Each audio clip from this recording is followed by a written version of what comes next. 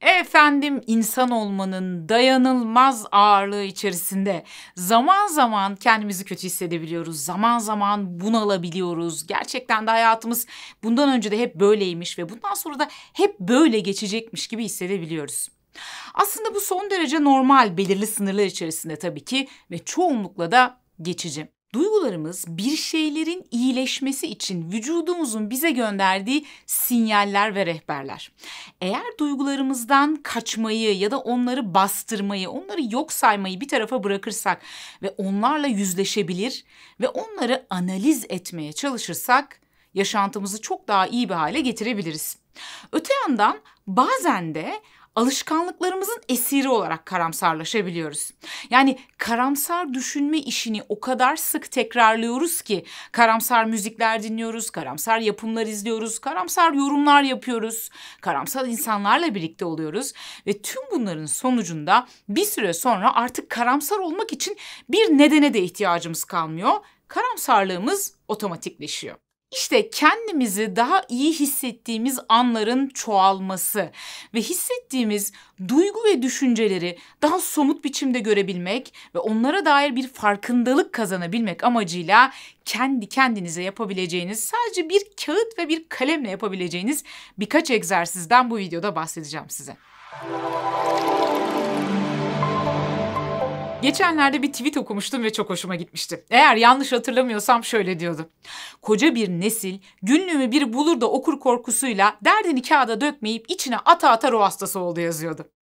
Aslında çok da haksız sayılmaz. En azından yapılan bilimsel çalışmalar bize günlük tutmanın, duygularımızı, düşüncelerimizi özgürce kağıda dökmenin daha iyi hissettirdiğini söylüyor. Değerli dostlar, genellikle stresli ya da travmatik olaylar yaşadığımızda bunu ve bunun bizde yarattığı duyguları bastırma eğilimindeyizdir. Ya da bunlardan kaçma eğilimindeyizdir. Oysa ki anlatmadığınız, ifade etmediğiniz bir şeyi iyileştiremezsiniz. Ve bastırmak aslında uzun vadede fizyolojik ve psikolojik çok sayıda sıkıntı çekmenize sebebiyet verir. Günlük tutmak ve tuttuğunuz günlüğe, günlük olarak yaşadığınız olayların sizde yarattığı duygu, düşünce ve duyumları detaylarıyla, açık yüreklilikle, kendinize karşı da dürüst olarak ifade etmek size çok çok iyi gelecek. Efendim, bu yazma çalışmasını yaparken bunu ister yaşadığınız günlük olaylarla ilgili bir alışkanlık haline getirerek günlük tutmak şeklinde yapabilirsiniz. İsterseniz de gerçekten size üzüntü veren, acı veren, korku, kaygı, endişe gibi, yani bir şekilde sizi rahatsız eden duygular yaşatan olaylarla ilgili olarak da yapabilirsiniz. Bunu yaparken yaşadığınız olayı sadece yüzeysel olarak yazmayın. Bu olay sırasında hangi duyguları yaşadınız? Gerçekten ne hissettiniz? Yüzleşmekte zorlandığınız belki duygular bile olabilir bunlar. Bunları açık yüreklilikle, kendinize karşı da dürüst olarak yazın. Bunun yanı sıra bu duyguları bedeninizde nerede hissettiniz? Ne bileyim, midenizde bir sıkışma, belki baş ağrısı, belki göğsünüzdeki bir ağrı gibi. Bedeninizdeki yansıması neydi yaşadığınız bu duyguların? Bu duyguların, bu düşüncelerin olası sebepleri sizce neler olabilir? Bu olaya böyle bir duygusal tepki vermenizin altında yatan sebep sizce ne? Belki de birilerine öfkelisiniz, belki de birilerine kırgınsınız. Peki neden böyle hissediyorsunuz ve onlara ne demek isterdiniz? Bunları gerçekten açık yüreklilikle, az önce de söylediğim gibi, kendinizi özgür bırakarak, hiçbir sınırlama olmadan yazıya dökün. Bırakın rahat rahat aksın içinizdeki her şey kağıdın üzerine. Bazen bazılarımız bunu arkadaşlarımıza anlatarak yapıyoruz. Yani yaşadığımız sıkıntıları ya da yaşadığımız duyguları arkadaşlarımızla, dostlarımızla paylaşarak rahatlamaya çalışıyoruz. Bu da güzel, ancak bazen öyle durumlar oluyor ki kendimize dahi itiraf etmekte güçlük çektiğimiz şeyler yaşayabiliyoruz. İşte bu gibi durumlarda yazmak gerçekten de bir kurtarıcı. Peki bu nasıl işe yarıyor? Yani bir şekilde duygularımızı yazılı olarak ifade etmek neden acılarımızı hafifletiyor ve daha iyi hissetmemizi sağlıyor? Bununla ilgili yapılan bilimsel açıklamalar iki yönde. Bunlardan bir tanesi bize diyor ki bir şekilde sözel ya da yazılı olarak duygularınızı ifade ettiğinizde duygusal olarak bu yükün boşalmasını sağlıyorsunuz. Dolayısıyla bu da sizi rahatlatıyor diyor. Bir başka grup araştırmacı ise bir şekilde yaşadığınız o acı verici duyguları acı veren düşünceleri kağıda dökmek, yazmak, aslında zihninizde dağınık ve düzensiz şekilde gezen bu acı verici düşüncelerin ya da duyguların bir şekilde yapı ve anlam kazanmasını sağlıyor. Yani yazdığımda, bir şeyleri somut olarak ifade ettiğimde normalde dağınık halde gezen o acı verici düşünceler somutlaşıyor.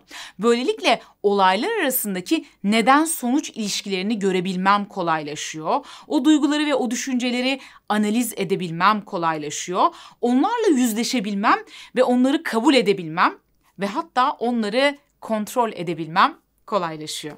Aslında şimdiki nesil bizim nesle göre daha şanslı, çünkü onlar bir şekilde yazmak zorunda değiller. Yani kağıt ya da kalem kullanmak zorunda değiller daha doğrusu. Eğer günlüğünüzün birileri tarafından bulunup okunmasından şüphe ediyorsanız, bundan korkuyorsanız lütfen içinize atmayın.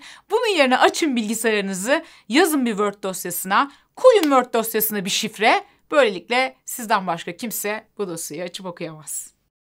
İkinci tekniğim, size önereceğim, kağıt ve kalem kullanarak kendinizi analiz edebilmenizi ve daha iyi hissetmenizi kolaylaştıracak teknik. Hemen kendinize şurada gördüğünüz gibi bir form hazırlayın. Diyelim ki sıkıntı verici bir olay yaşadınız.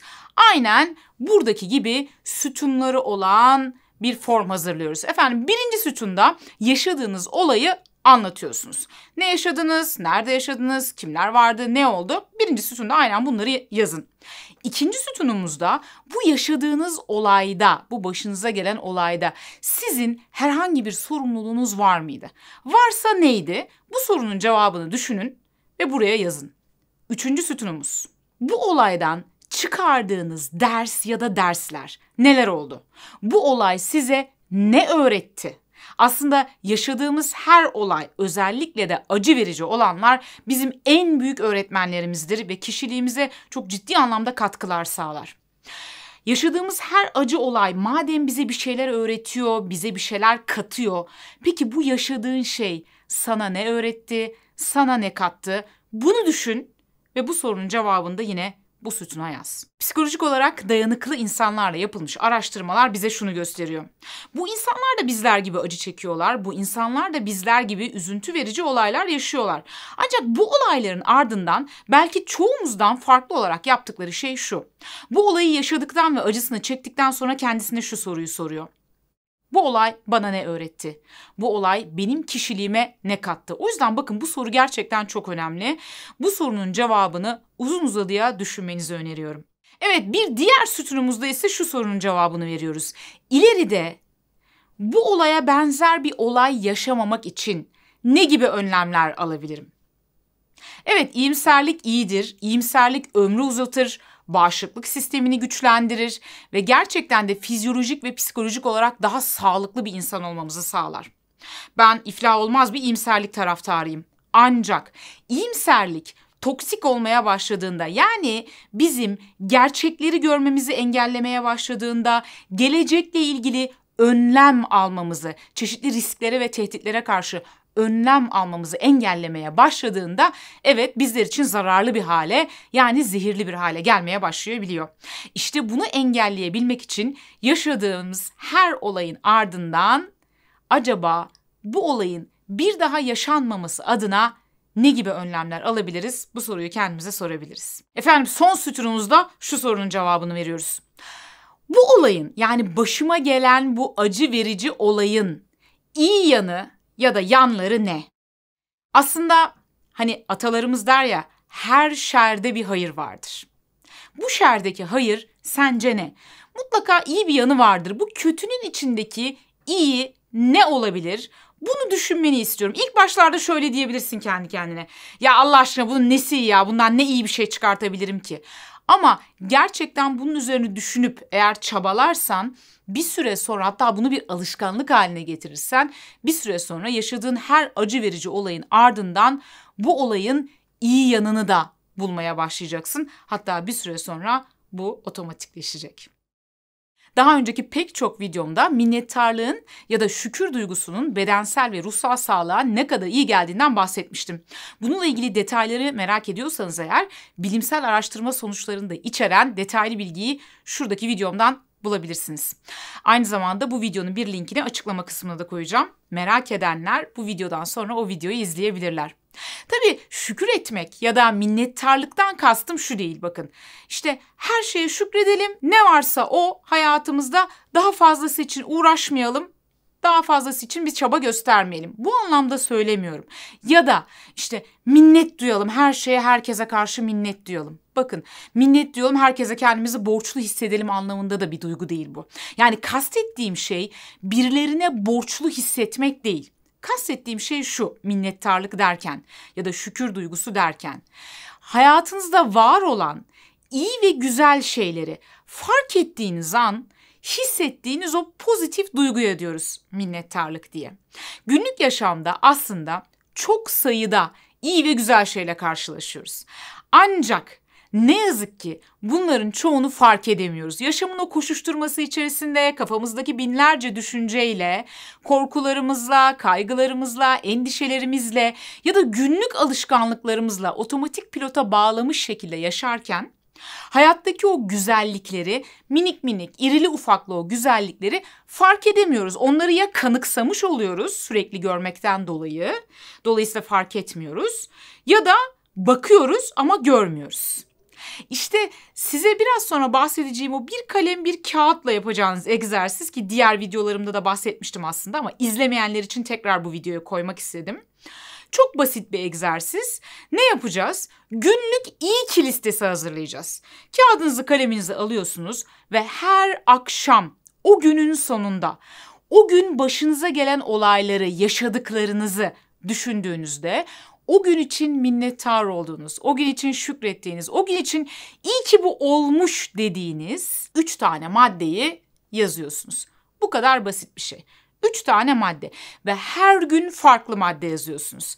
Bugün yazdığınızı yarın yazamazsınız. Neden bunu yapmıyorsunuz? Çünkü eğer aynı maddeyi sürekli yazarsanız bir süre sonra o maddeyi kanıksarsınız ve o madde artık size önemsiz gelmeye başlar. Tabii bunun yanı sıra bir sebebi daha var bunun. Her gün 3 tane farklı madde bulmaya çalıştığınızda alıcılarınız açılmaya başlıyor ve algıda seçiciliğiniz başınıza gelen iyi olaylar yönünde işlemeye başlıyor. Yani gün içerisinde artık daha dikkatli olmaya başlıyorsunuz. Çevrenize daha bir farkındalıkla bakmaya başlıyorsunuz. Ya benim bu akşam 3 tane madde yazmam lazım. Acaba bugün ne iyi oldu? Dur bir düşüneyim. Dur bir de bu olaya farklı bir gözle bakayım diyorsunuz. Ve sonuçta aslında bakmaya ve görmeye başlıyorsunuz. Yani sadece bakmıyorsunuz, artık görüyorsunuz. Ve bunu düzenli olarak yaptığınızda bir süre sonra bu alışkanlık haline geliyor ve hayatınızdaki o iyilik dolu, o güzellik dolu şeyleri diğerleri fark etmese bile siz fark etmeye ve daha iyimser olmaya başlıyorsunuz. Şöyle demeyin, her gün 3 tane maddeyi nereden bulacağım? İnanın bana bulacaksınız. İlk başlarda belki zorlanacaksınız ancak yapmaya başladıkça bu işin çok kolaylaştığını göreceksiniz. Sahi bu arada siz bugün nelere iyi ki dediniz? Bir düşünün ve lütfen siz de yorumlarda bugün nelere iyi ki dediğinizi bizimle paylaşın. Kişisel gelişim ve psikoloji ile ilgili her hafta 2 tane yepyeni video paylaştığımız kanalımıza abone olmayı ve bildirim zillerini açmayı unutmayın lütfen. Bu arada bugün nelere iyi ki dediniz sorusunu unutmayın. Aşağıda yorumlarda bekliyorum.